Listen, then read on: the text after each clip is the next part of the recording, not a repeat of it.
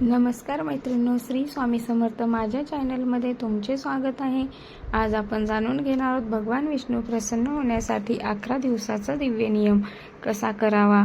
तर भगवान विष्णू हे सृष्टीचे पालनकर्ता मानले जातात। भक्तांच्या जीवनातील दुःख दूर करून सुख, शांती आणि समृद्धी देणारे देव म्हणून त्यांची पूजा केली जाते। जेव्हा जीवनात सतत अडचणी येतात, घरात अशांती निर्माण होते, आर्थिक संकट वाढते किंवा मनाला शांती मिळत नाही, खूप टेन्शनमध्ये असतो आपण, तेव्हा हा उपाय नक्की करून पहा।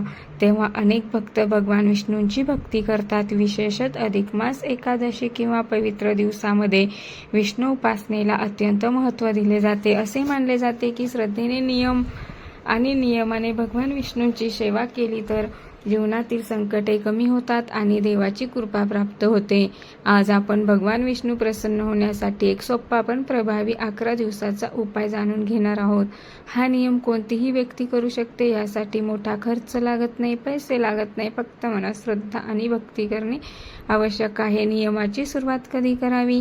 हा 11 दिवसाचा नियम तुम्ही अधिक मास, एकादशी पासून गुरुवारी किंवा कोणत्याही शुभ दिवशी करू शकता। सकाळी स्नान करून स्वच्छ कपडे परिधान करावे। शक्य असल्यास पिवळ्या किंवा पांढऱ्या रंगाचे कपडे वापरावेत, कारण हे रंग भगवान विष्णूंना खूप प्रिय मानले जातात। पहिला दिवस संकल्प करावा। पहिल्या दिवशी देवासमोर उभे राहून मनापासून संकल्प करा। संकल्प करताना असे म्हणा, हे भगवान विष्णू, मी पुढील 11 दिवस श्रद्धेने तुमची सेवा करणार आहे। माझ्या घरातील दुःख, संकट आणि नकारात्मकता दूर करा। काही अडचणी येऊ देऊ नका। घरात सकारात्मक वातावरण तयार होऊ द्या। माझ्या कुटुंबाला सुख, शांती आणि आरोग्य द्या।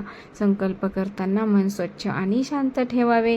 रोज सकाळचा नियम करावा। दररोज सकाळी लवकर उठावे, स्नान करून घरातील देवघर स्वच्छ करावे। त्यानंतर भगवान विष्णूंचा फोटो किंवा मूर्तीसमोर तुपाचा दिवा लावावा। दिवा लावताना 2 अगरबत्त्या लावा। पिवळी फुले अर्पण करा। तुळशी पत्र वाहा। तुळशी भगवान विष्णूंना अत्यंत प्रिय मानली जाते। तुळशीशिवाय विष्णू पूजा अपूर्ण मानली जाते। ओम नमो भगवते वासुदेवाय मंत्र जप करा। ह्या 11 दिवसामध्ये रोज 108 वेळा मंत्र जपावा। ओम नमो भगवते वासुदेवाय हा मंत्र अत्यंत शक्तिशाली मानला जातो। अनेक भक्तांचा विश्वास आहे की या मंत्रामुळे मन शांत होते, भीती कमी होते आणि जीवनात सकारात्मक बदल घडू लागतात।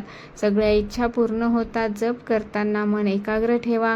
मोबाईल किंवा इतर गोष्टीपासून दूर राहा। शक्य असल्यास तुळशीच्या माळेने जप करा।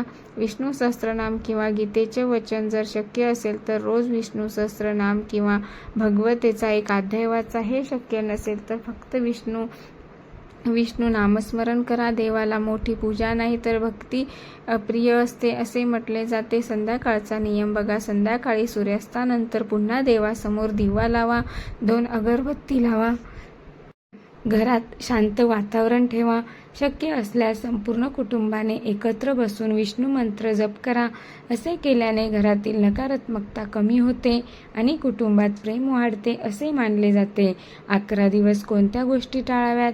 ह्या नियमामध्ये काही गोष्टी टाळणे मानले जाते।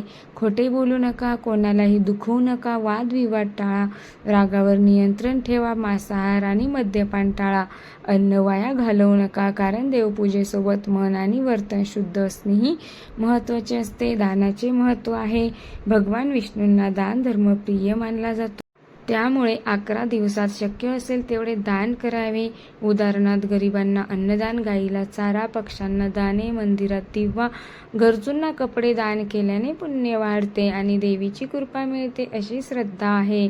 उपवास करावा का? शक्य असल्यास गुरुवार किंवा एकादशीला उपवास करू शकता, पण उपवास म्हणजे फक्त उपाशी राहणे नाही, मन, वाणी आणि विचार शुद्ध ठेवणे हाच खरा उपवास मानला जातो। जर पूर्ण उपवास शक्य नसेल तर फळाहार करा, सात्विक अन्न घ्या, कांदा लसूण टाळा।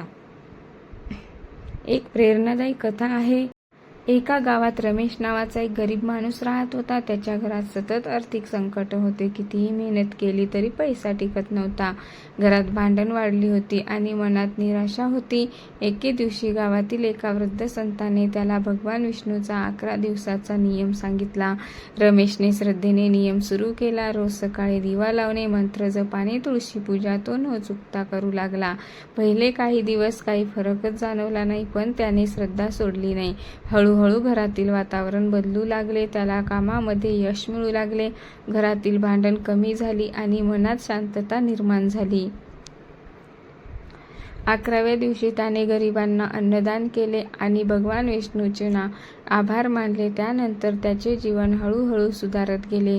ही कथा आपल्याला सांगते की भक्तीमध्ये शक्ती असते. देवावर विश्वास आणि सातत्य असेल तर परिस्थिती बदलू शकते.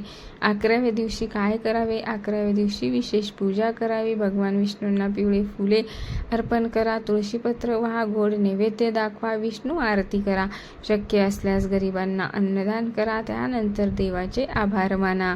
या नियमाचे फायदे काय आहे मानले जातात? भक्तांचे श्रद्धानुसार ह्या नियमामुळे मानसिक शांतता मिळते. घरातील कलह कमी होतो. आर्थिक अडचणी कमी होण्यास मदत होते आणि सकारात्मक ऊर्जा वाढते. देवावर विश्वास दृढ होतो. मनातील भीती आणि नकारात्मकता कमी होते. श्रद्धा सर्वात महत्त्वाची. काही लोक मोठ्या मोठ्या पूजा करतात पण मनात श्रद्धा नसते. काही लोक साधी पूजा करतात पण मनापासून करतात.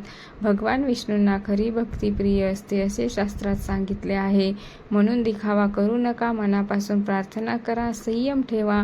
सातत्य ठेवा आणि देव प्रत्येक भक्तांची प्रार्थना ऐकतो. फक्त योग्य वेळ येण्याची गरज असते. भगवान विष्णू प्रसन्न होण्यासाठी हा 11 दिवसाचा नियम अत्यंत सोपा आणि भक्तिभावाने करण्यासारखा आहे. रोज सकाळी दिवा लावणे, मंत्र जप करणे, तुळशी पूजा, चांगले कर्म आणि शांत मन ठेवणे ह्यामुळे जीवनात सकारात्मक बदल जाणवू शकतो. अधिक मास, एकादशी किंवा कोणतीही शुभ काळात हा नियम सुरू करा. देवावर श्रद्धा ठेवा आणि मनापासून सेवा करा. कारण खरी भक्ती कधीच वाया जात नाही. जिथे श्रद्धा असते तिथे भगवान विष्णूंची कृपा नक्कीच मिळते. जर तुम्हाला व्हिडिओ आवडला असेल तर जास्तीत जास्त लोकांपर्यंत शेअर करा आणि कमेंट्समध्ये लिहा. श्री स्वामी समर्थ. जय जय स्वामी समर्थ. धन्यवाद.